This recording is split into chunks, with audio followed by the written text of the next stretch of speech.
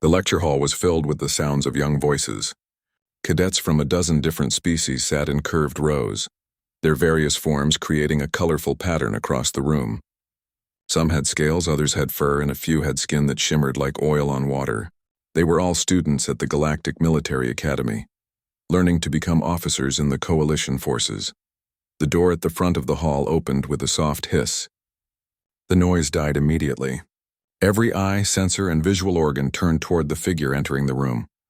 Commander Zixthor walked slowly to the podium.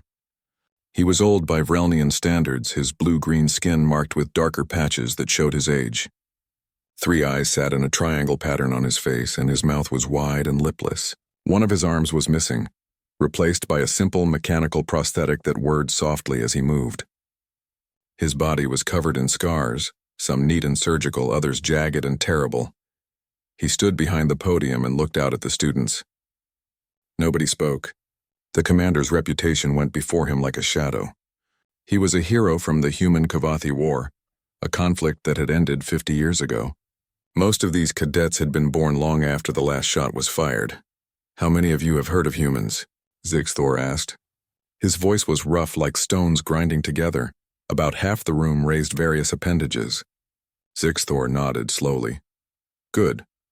That means half of you are ignorant, and the other half think you know something."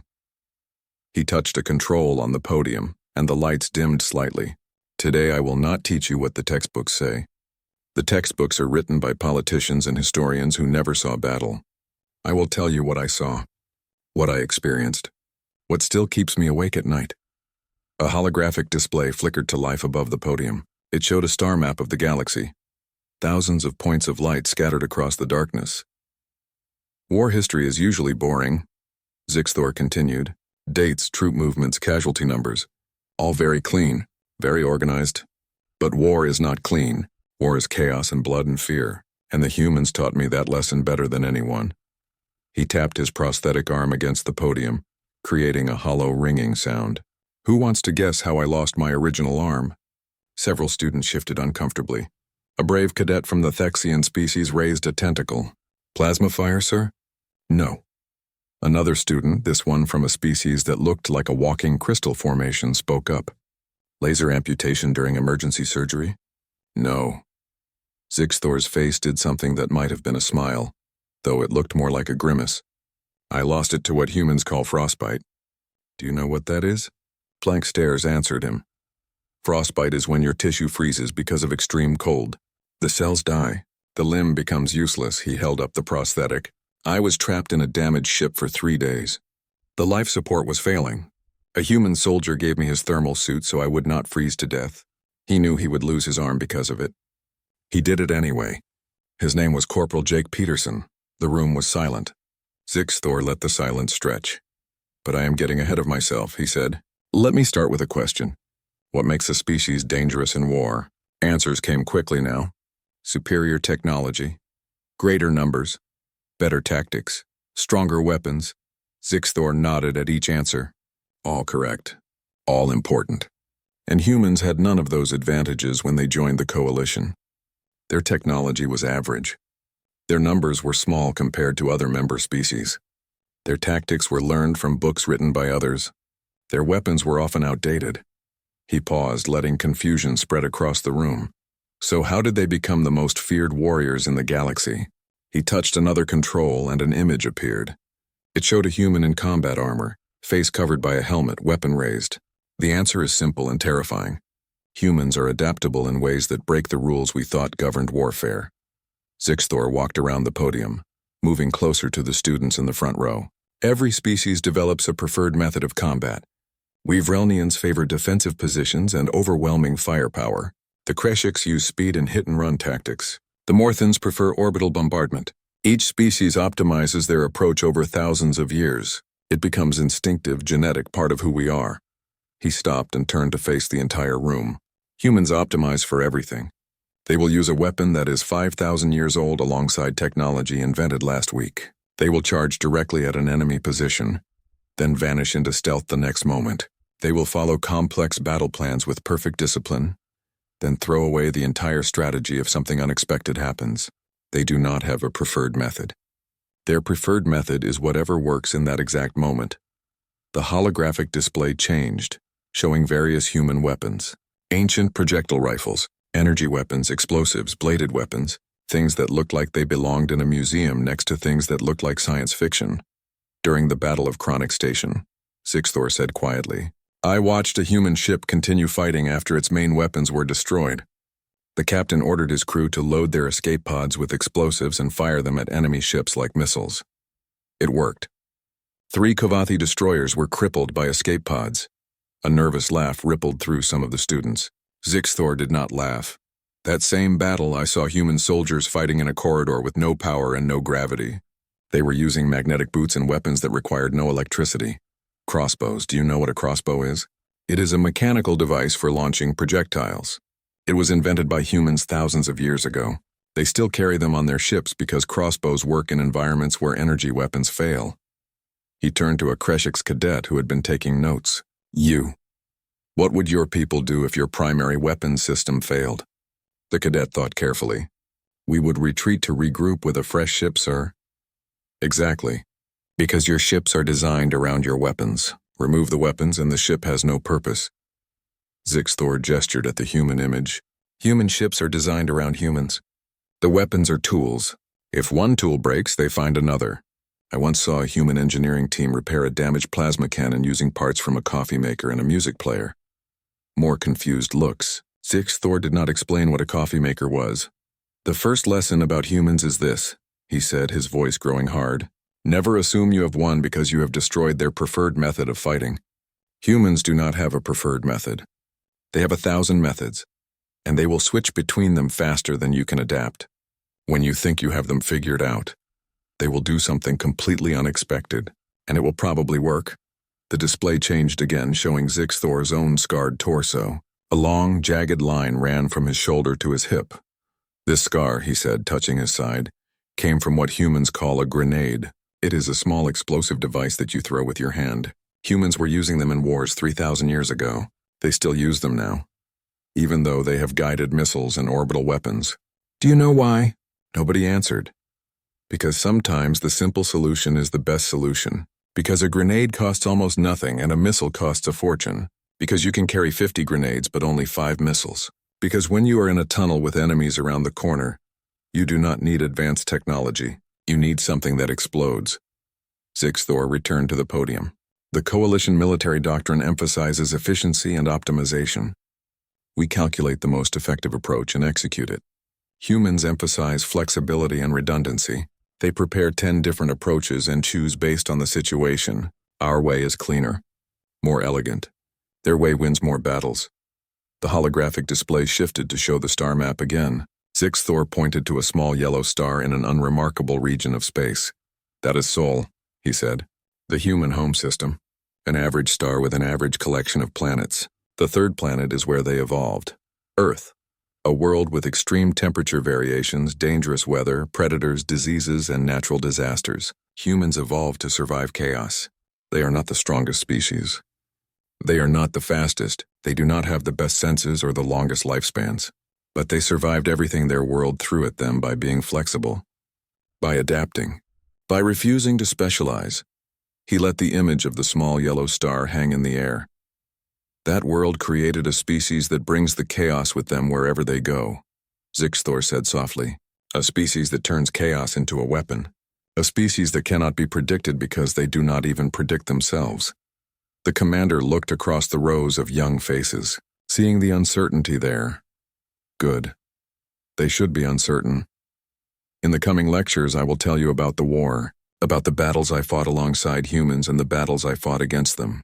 I will tell you why their victory was inevitable, even when they were losing. I will tell you about their persistence, their memory, their bonds, and their rage." He tapped the control and the display vanished. The lights came back up to full brightness. "But today I want you to remember only this. If you ever face humans in combat, you are not fighting a species. You are fighting a force of nature that learned to carry weapons. They will not behave the way you expect. They will not give up when logic says they should. They will use methods." The lecture hall was quieter this time when Commander Sixthor entered. The students had come early and sat waiting. their previous casual chatter replaced with something more serious.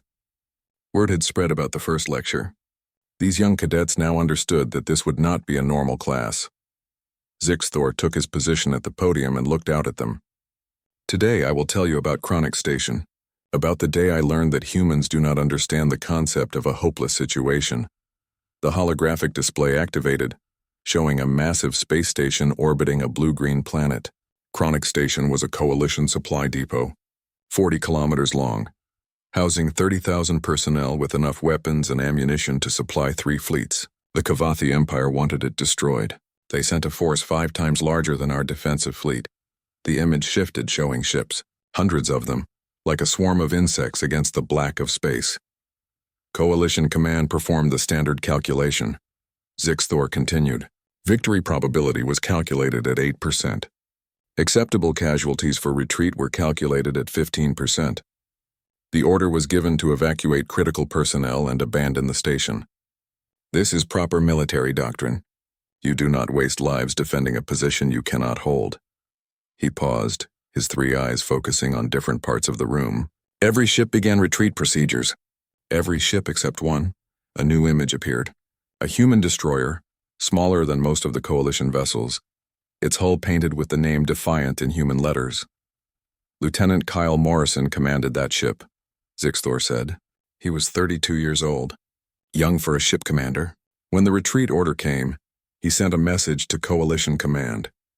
Just 4 words: "We are not done." The display showed a recording of a transmission. A human face appeared, young and clean-shaven, with determined eyes. The audio played, and Kyle Morrison's voice filled the hall. Defiant to Coalition Fleet. We are not done. Defiant will hold position. Coalition Command repeated the order, Zixthor said. Lieutenant Morrison repeated his response. Command threatened to file charges for disobeying orders. Morrison said that he would accept any charges after the battle was won. Then he closed the channel and went to work. The holographic display began to show the battle in simulated form. The human destroyer was a small point of light against a wave of enemy ships.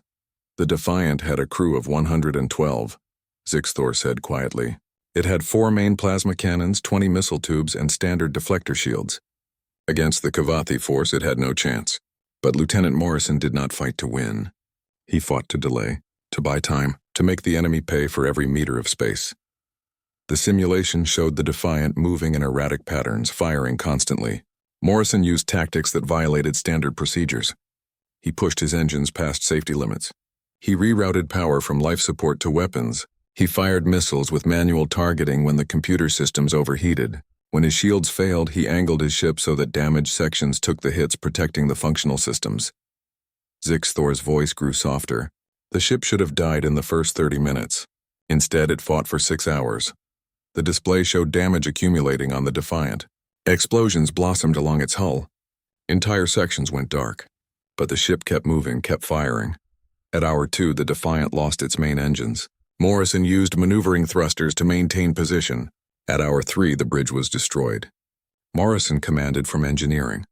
At hour 4, life support failed in 70% of the ship. The crew put on emergency suits and kept fighting. The image zoomed in, showing the interior of the ship. Human figures moved through damaged corridors, fires burning around them, sparks falling like rain. The Kavathi could not understand why the ship would not die, Zixthor said. They sent boarding parties. That was their mistake. Humans fight differently when you enter their territory. The Defiant's crew turned every corridor into a killing zone.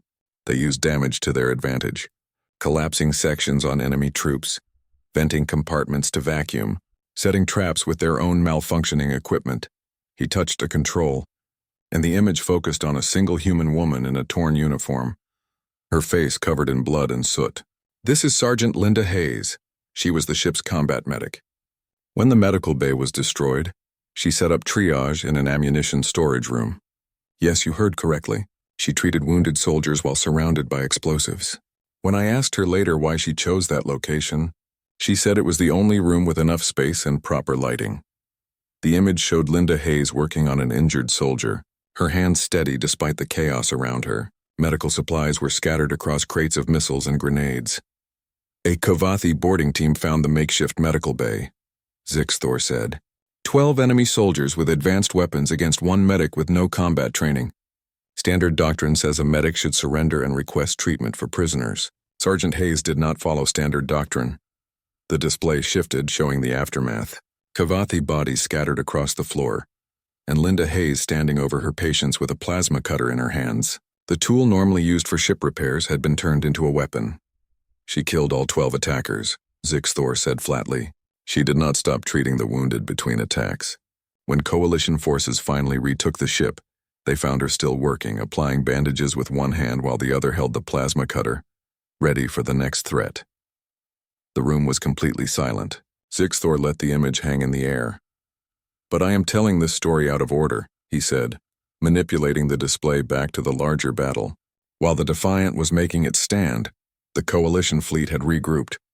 My ship, the Tidal Force, was part of the counterattack force. We returned expecting to find debris. Instead, we found the Defiant still fighting. The simulation showed coalition ships arriving, joining the battle. The Kavathi force, which had been focused on destroying the single human ship, suddenly found itself caught between two enemy forces. Lieutenant Morrison's delaying action had given us time to organize a proper counterattack, Zixthor said. The Kavathi had also expended enormous resources trying to destroy one small ship. Their ammunition was depleted. Their ships were damaged from 6 hours of continuous fighting.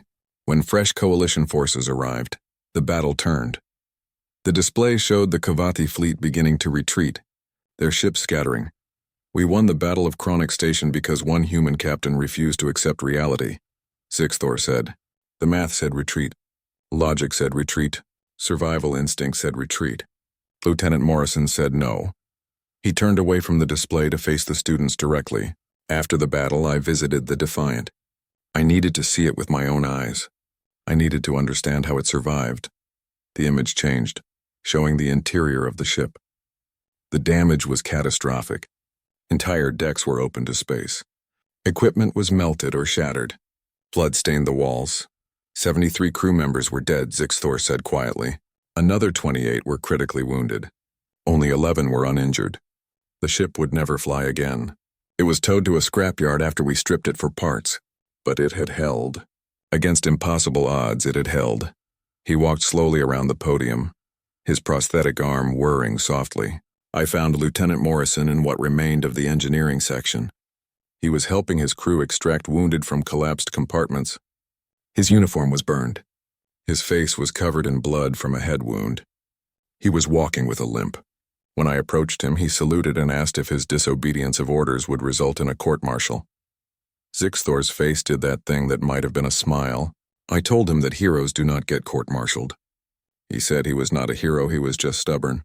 Then he went back to helping his crew. The commander returned to the podium and looked across the rows of students. That day I learned something that terrifies me even now, 50 years later. Humans do not have the same surrender instinct that other species possess. When we calculate that survival probability has dropped too low, our biology forces us to submit. It is an evolutionary adaptation that saves lives. Better to surrender and live than fight and die. He tapped his chest with his prosthetic hand. Humans have that instinct. They possess the biological capacity to surrender. But they can ignore it. They can override their own survival programming through pure willpower. When every nerve in their body is screaming to give up, they can choose to continue. And they do. Regularly. The display shifted back to show Kyle Morrison's face, that determined expression frozen in time. I asked Lieutenant Morrison how he found the strength to keep fighting when the situation was hopeless. He looked at me like I had asked a strange question. He said the situation was not hopeless as long as they were still alive. He said hope and mathematics are different things. Zixthor let that statement hang in the air for a moment. Hope and mathematics are different things. That sentence contains everything you need to know about human persistence. We calculate probability and make decisions based on logic. Humans calculate probability, acknowledge the logic, and then decide based on hope instead. A Thexian cadet raised a tentacle. Sir, is that not just foolishness? Ignoring reality? Commander Zixthor stood at the podium, but he did not activate the holographic display immediately. The students sat in silence, waiting. They had learned in the previous lectures that silence from their instructor meant something important was coming. Today's lecture will be difficult. Zixthor said finally. I will tell you about the darkest part of the war. About what humans become when you hurt them badly enough. Some of you may find this disturbing. That is appropriate. War is disturbing. He activated the display. An image appeared of a large civilian transport ship, its white hull marked with medical and civilian symbols. This is the Epsilon transport. It was carrying 3,000 people. Families of military personnel mostly. Spouses, children, parents. They were being evacuated from a colony world that was too close to the front lines. The image changed, showing the same ship torn apart, debris spreading in a cloud around it. The Kavathi Empire destroyed it. Deliberately, they knew it was a civilian target. They fired anyway. All 3,000 people died. No survivors. The room was completely silent. Even the usual small sounds of students shifting or breathing seemed to stop. The Epsilon transport was protected by the rules of warfare. Zixthor continued, his voice flat and emotionless. Rules that every species in the galaxy follows. Rules that say you do not target civilians. You do not kill families. These are not just laws. They are the foundation of civilized warfare. The Kavathi broke them because they thought it would demoralize human forces. They were wrong. The display showed a human man in a command uniform. He had gray hair at his temples and tired eyes. This is Commander Paul Bennett. Before the Epsilon transport was destroyed, he was known as a brilliant strategist and a diplomatic officer. He believed in negotiated peace. He argued for mercy toward Kavathi prisoners. His wife and 2 daughters were on the Epsilon transport. Zixthor paused, letting that information settle. After the transport was destroyed, Commander Bennett changed. Something inside him broke, or perhaps something else took its place. He stopped talking about negotiated peace. He stopped arguing for mercy. He made a single public statement and then he went back to work. The display showed Bennett at a podium, his face expressionless. Audio played. Bennett's voice was calm, too calm, like ice water. We will remember. We will repay. We will teach them why mercy is strength and its absence, suicide. Those words became famous, Zixthor said. Human soldiers would repeat them before battles. They painted them on ships. They carved them into their weapons. But what terrified me was not the words themselves. It was how Bennett said them. No anger, no rage, just cold certainty. The commander walked around the podium, his prosthetic arm moving slowly. Most species experience revenge as a hot emotion. You are hurt, you become angry, you strike back. The anger fades with time. The desire for revenge cools. Eventually you can forgive or at least forget. This is healthy. This is how emotional wounds heal. He stopped and turned to face the students. Humans can do that too, but they can also do something else. They can transform revenge from a hot emotion into a cold purpose. They can wait. They can plan. They can turn their grief into fuel that burns for years, decades, generations. And the entire time they never stop being rational. They never lose control. They just choose to pursue vengeance with the same dedication that others might pursue art or science. The display changed, showing battle after battle. Commander Bennett's strategies changed after the Epsilon transport. Before, he sought to minimize casualties on both sides while achieving military objectives. After, he sought to maximize Kavathi casualties while achieving the same objectives. He won battles that he could have won more cheaply, because cheap victory did not punish the enemy enough. A new image appeared, showing a young human woman in a soldier's uniform. Her face was covered in mud and blood, and her eyes were empty. This is Private Amy Chen. She was captured during a ground assault. The Kavathi executed her squad according to their standard procedure for prisoners. They shot them and left the bodies. They thought Amy was dead too. She was not. The display showed a series of reconnaissance photos, grainy and unclear. 3 days later, coalition forces retook the area. They found Amy and the bodies of 11 Kavathi soldiers. She had tracked them through hostile territory using only a combat knife and her knowledge of anatomy. Kavathi biology is different from human biology, but certain principles are universal. Where to cut to cause bleeding. Where to strike to cause death quickly. Zixthor's voice remained flat, but there was an undercurrent of something darker. When coalition medics found her, she was dehydrated, wounded, and barely conscious. Her first words were, "They should have made sure I was dead." Then she collapsed. She spent 2 months in medical care. When she recovered, she volunteered for special operations and spent the rest of the war hunting Kavathi officers. The display shifted to show maps with highlighted zones. Human forces began refusing to accept Kavathi surrenders in certain sectors. This violated coalition rules of warfare. Command threatened sanctions.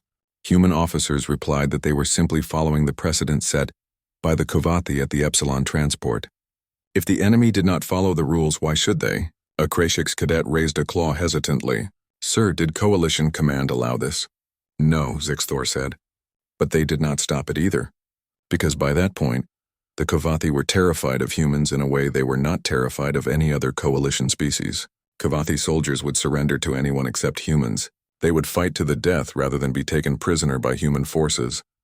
The display showed a recording of a Kavathi communication, translated text scrolling across the screen. This is from Admiral Vornthak, one of the Kavathi Empire's most experienced commanders.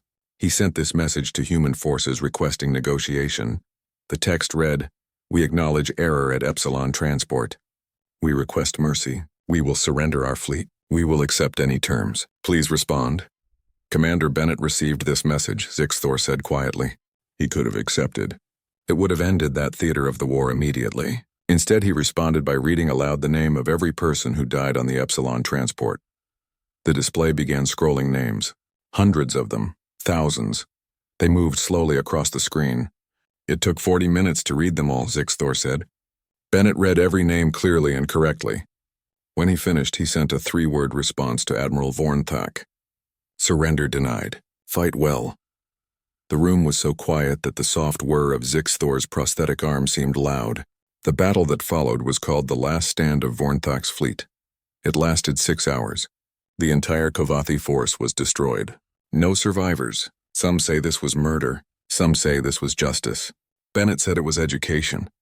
He said the Kavathi Empire needed to learn the cost of breaking the rules. The display changed, showing a planet with large portions of its surface glowing with the aftermath of orbital bombardment. This is Koveth Prime, the Kovathi homeworld. Human forces reached it in the final months of the war. The Kavathi government offered complete surrender. They offered to disband their military, pay reparations, accept occupation. Commander Bennett's response was to ask if the surrender included the Epsilon transport. They said they could not bring back the dead. Bennett said neither could he, so the bombardment continued. Zixthor walked back to the center of the room. Coalition Command finally removed Bennett from his position. They said he had gone too far. They said revenge had made him a war criminal. Bennett accepted the removal without argument. By then, the war was essentially over anyway. The Kavathi Empire was broken. The display showed Bennett again, older now, his hair completely gray. I spoke with Commander Bennett after the war. I asked him if he regretted his actions. He said no. He said the Kavathi made a choice when they destroyed the Epsilon transport. They chose to show that they did not value the rules of warfare, so he taught them why those rules exist. He said mercy is not weakness. It is protection for both sides. When you remove mercy from war, you remove all limits. And humans, he said, are very good at fighting without limits. The image shifted to show the current state of the former Kavathi Empire. 3 small planets, their populations reduced to a fraction of what they had been. The Kavathi Empire no longer exists as a political entity. Their species survives on 3 protected worlds under coalition supervision. They have no military. They are forbidden from space travel beyond their own systems. Human forces guard their borders to ensure they follow these rules, and to protect them from other species that remember the war. Zixthor looked across the rows of students, seeing the discomfort on their faces. You are wondering if humans are monsters. If the stories I have told make them villains rather than heroes. That is good. You should wonder. War reveals what species are capable of when pushed to their limits. What I am showing you is not that humans are evil. What I am showing you is that humans contain both extreme compassion and extreme cruelty, and they can switch between them based on circumstances. The display showed 2 images side by side. On one side, human medics treating alien wounded. On the other side, human soldiers in combat, their faces hard and cold. These are the same species. Sometimes the lecture hall felt different today. Commander Zixthor noticed it as soon as he entered. The students were more subdued after the previous lecture about human revenge.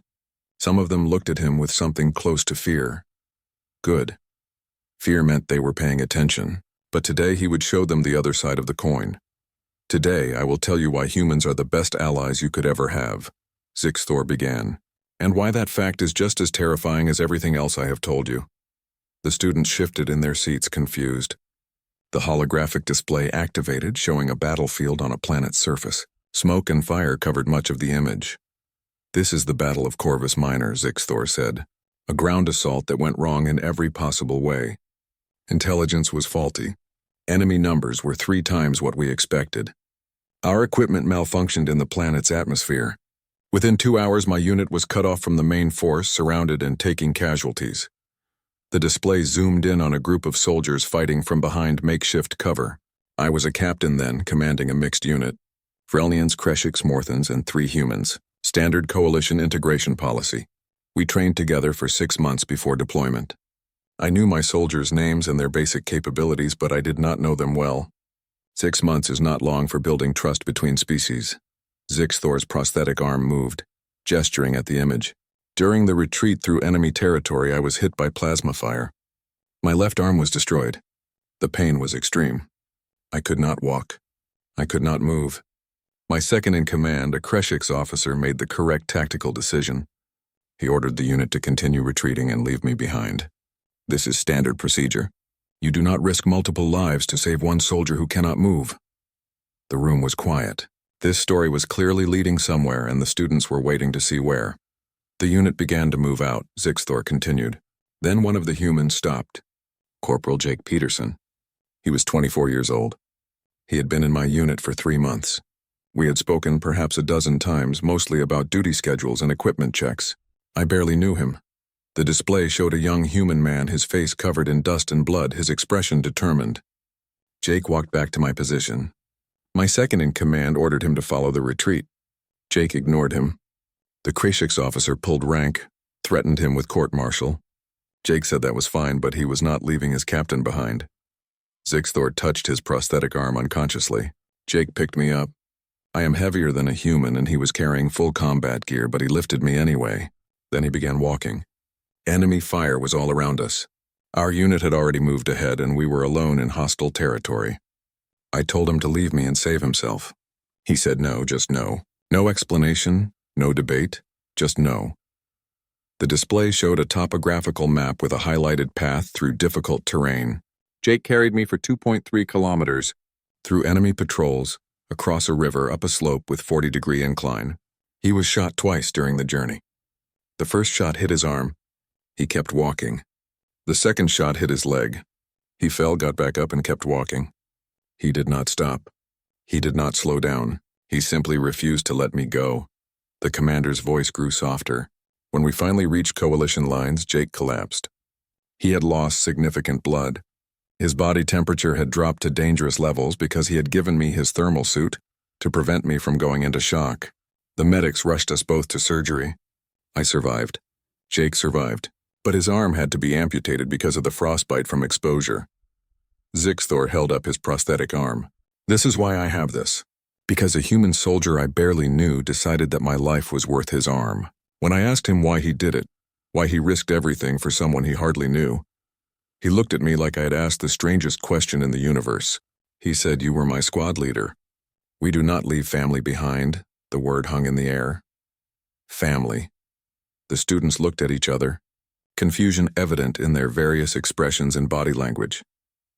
Humans have this concept they call pack bonding, Zixthor explained. Most species form social bonds with their genetic relatives and sometimes with close long-term companions. Humans form bonds with almost anything. They form bonds with other humans they just met. They form bonds with animals. They form bonds with plants. They form bonds with robots and machines. And they form bonds with aliens. The display showed images of humans in various settings working alongside different alien species, laughing together, eating together, fighting together. The bond forms quickly, sometimes in days or weeks. Once it forms, humans treat the bonded individual as part of their family unit. And humans protect their family with the same intensity they show in everything else they do. A Thexian cadet raised a tentacle. "Sir, is this not illogical? Forming such strong attachments to individuals you barely know?" "Extremely illogical," Zixthor agreed. "And extremely effective. Because once a human bonds with you, they will die for you. Not might, will. There is no calculation of whether you are worth saving. There is no consideration of the tactical situation. You are family, so you must be protected.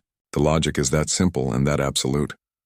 The display shifted to show a human woman with dark hair and tired eyes.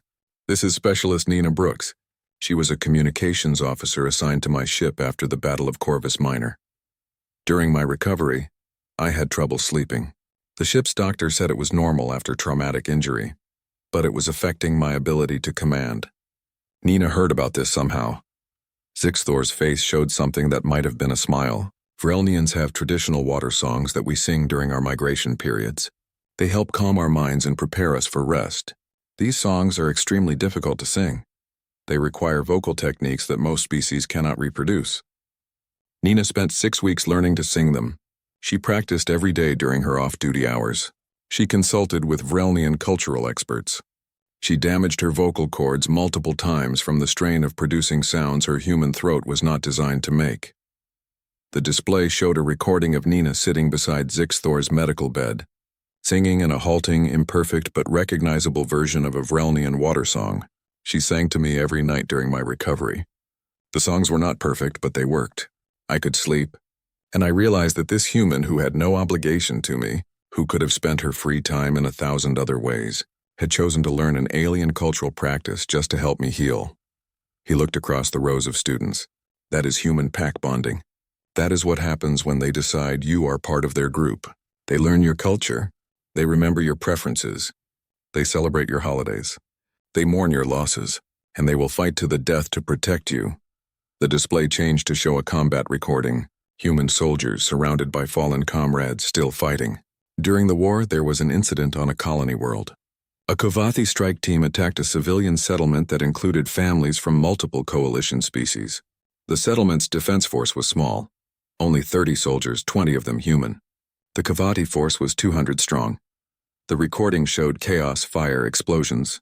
The coalition commander ordered evacuation of the civilians and retreat of the military forces.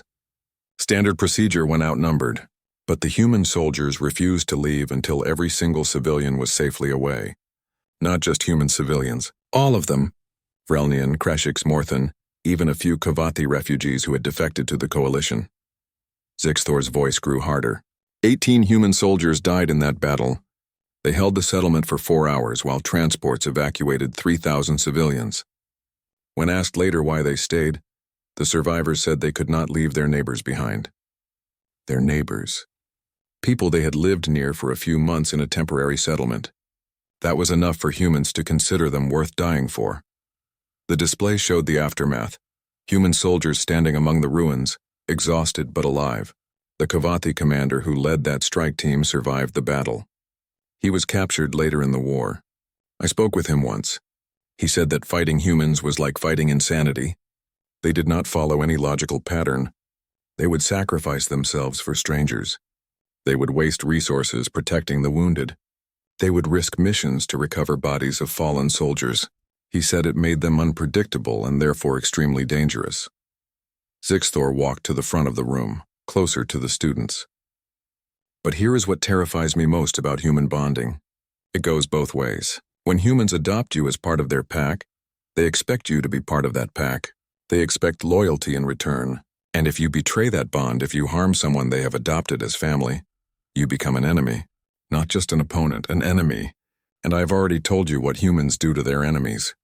The display showed split images. On one side, humans helping alien wounded. On the other side, humans hunting down those who had harmed their companions. There is a saying among military commanders who have worked with human forces. It goes like this: never harm a human's friend. Because a human who loses a friend becomes a human seeking revenge. And a human seeking revenge is the most dangerous thing in the galaxy. A Vrelnian cadet spoke up nervously. Sir, how do you earn human? The final lecture arrived on a day that felt different from the others. Commander Zixthor entered the lecture hall to find it completely full, with students standing in the aisles and sitting on the floor. Word had spread throughout the academy about his series of lectures. Young officers from other classes had come to hear the conclusion. Zixthor stood at the podium and looked out at the crowd. He saw fear in some faces, curiosity in others, and understanding in a few. Good. They had been listening. They had been learning. This is my final lecture about humans, he began. Today I will not tell you war stories. Today I will show you peace. The holographic display activated, showing a human city. Tall buildings reached toward the sky. Parks filled with green plants occupied spaces between structures. People walked on streets, some human, some alien. Children played in open areas while adults watched. It looked peaceful, almost boring. This is New Seattle, a city on the human colony world of Haven, Zixthor said. Population 4 million. 2 million humans, 2 million others. Vrelnians, Kreshiks, Morthans, and dozens of other species. They live together, work together, raise families together. Crime rate is low. Economy is strong. Quality of life is rated among the highest in coalition space. The display shifted, showing markets where humans and aliens conducted trade, schools where mixed groups of children learned together, hospitals where human doctors treated alien patients and alien doctors treated human patients. Humans have been at peace with the galaxy for 50 years, Zixthor continued. In that time, they have become model coalition citizens. They contribute technology, resources, and personnel to joint projects. Human engineers help build space stations. Human scientists collaborate on research. Human peacekeepers serve in conflict zones across the galaxy. By every measurable standard, humans are good neighbors. A Kreshik's cadet raised a claw. Sir, if humans are such good neighbors now, why have you spent 4 lectures telling us how dangerous they are? Because peace is not the absence of capacity for violence, Zixthor replied. Peace is the choice not to use that capacity. And I need you to understand what humans are capable of so you never forget that they are choosing peace. Every day they make that choice. And every day they could choose something else. The display changed, showing human military forces in training exercises. The human military has not disappeared. It has not weakened. Human soldiers still train for combat. Human shipyards still build warships. Human weapon research continues. They maintain the same capabilities they had during the war. They have simply redirected those capabilities toward defense and peacekeeping rather than conquest. Zixthor walked around the podium, his prosthetic arm whirring softly. I have told you about human persistence. That trait has not gone away. Humans now persist in building peace with the same stubbornness they showed in fighting war. They refuse to give up on diplomatic solutions. They refuse to abandon struggling colonies. They refuse to accept that some problems cannot be solved. This is admirable. It is also occasionally frustrating for other species who prefer simpler approaches. The display showed a negotiation session, human diplomats sitting across from representatives of a hostile species, talking for hours, refusing to end the meeting until progress was made. Humans will negotiate for days without rest. They will propose 100 different compromises. They will find creative solutions that other species never considered. And they will not stop until they achieve their goal or until every possible option has been exhausted. I have told you about human memory and revenge, Zixthor continued. Those traits have also been redirected. Humans remember their friends as clearly as they remember their enemies. Every species that allied with humanity during the war has benefited enormously in the years since. Trade agreements favor former allies. Technology sharing is generous. When former allies face difficulties, human aid arrives quickly and without conditions.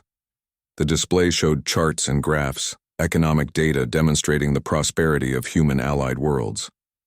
The Vrelnian economy grew by 40% in the 20 years after the war, largely due to human investment and trade. The Kreshiks gained access to medical technology that extended their average lifespan by 15 years. The Morthans received assistance rebuilding their infrastructure after a natural disaster that would have set them back decades. Humans helped all of these species and asked for nothing in return except continued friendship. Zixthor's 3 eyes focused on different parts of the crowd. But I want you to notice something. Where is the Kavathi Empire on these charts? Where are the Kavathi among the species benefiting from human generosity?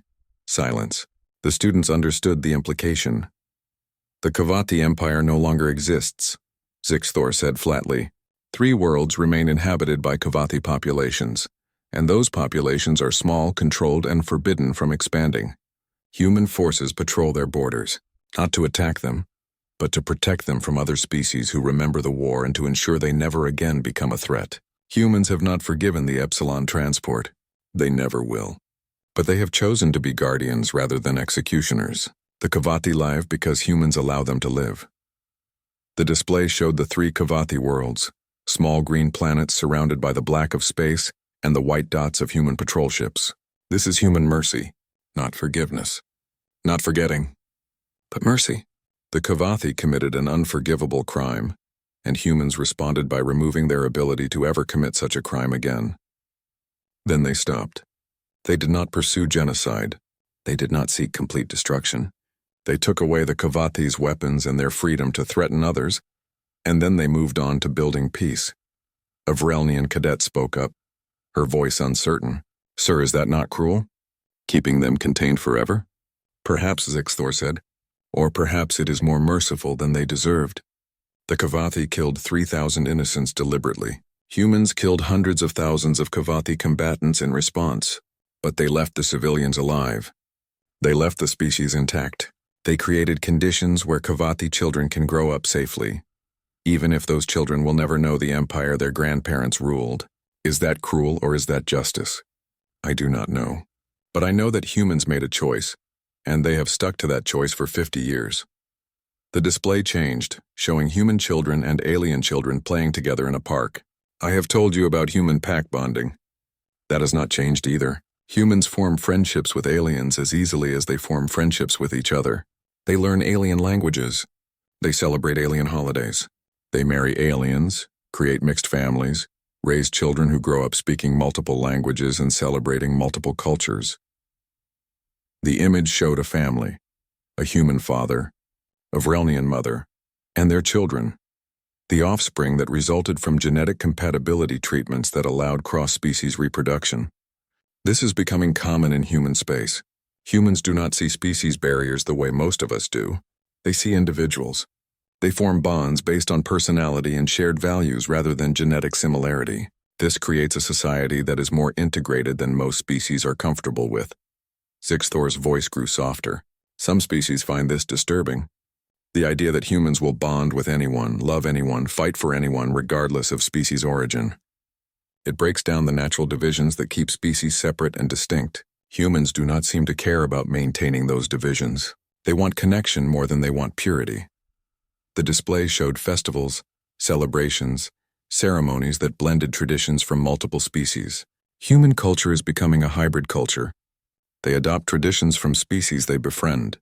They incorporate alien art, music, food, and philosophy into their own.